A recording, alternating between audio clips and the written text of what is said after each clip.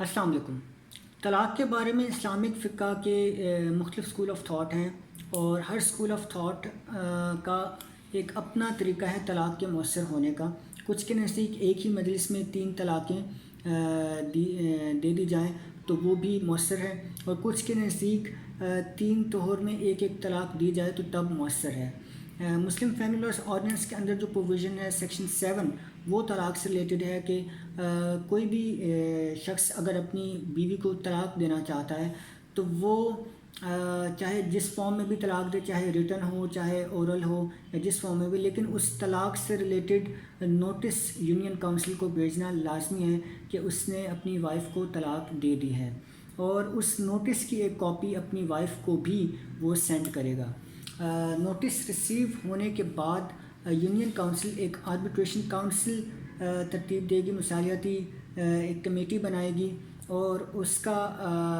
کام یہ ہوگا کہ دونوں میاں بیوی کے درمیان مصالحت کی کوشش کرے۔ اگر تو ہسبینڈ نے پہلے ہی طلاق واپس نہیں لی تو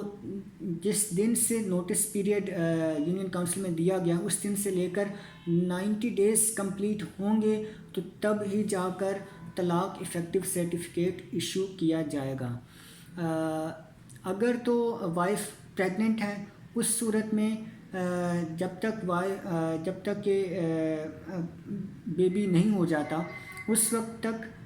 طلاق افیکٹو نہیں ہوگی، یا پھر اگر بیبی پہلے ہو جاتا تو جب تک اگر 90 ڈیز کا پیریڈ مکمل نہیں ہوتا تو اس وقت تک بھی طلاق افیکٹو نہیں ہوگی۔ اسی طرح اگر ہسبینڈ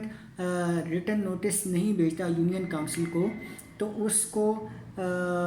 پنشمنٹ ہو سکتی ہے 1 سال تک، یا پھر 25,000 روپے جرمانہ بھی ہو سکتا ہے، یا پھر دونوں سزائیں بھی دی جا سکتی ہیں۔ اور وائف کو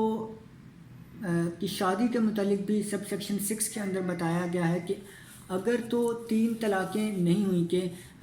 جو اس طلاق میں بتایا گیا وہ 3 طلاقوں کا نوٹس ہے کہ ایک منتھ کے بعد آپ نے ایک نوٹس بھجوانا ہے، تو اگر تو 3 نوٹس مکمل نہیں ہوئے تو طلاق افیکٹو نہیں ہوگی۔ اور اسی دوران وائف جو ہے اپنے ہسبینڈ سے اگر دوبارہ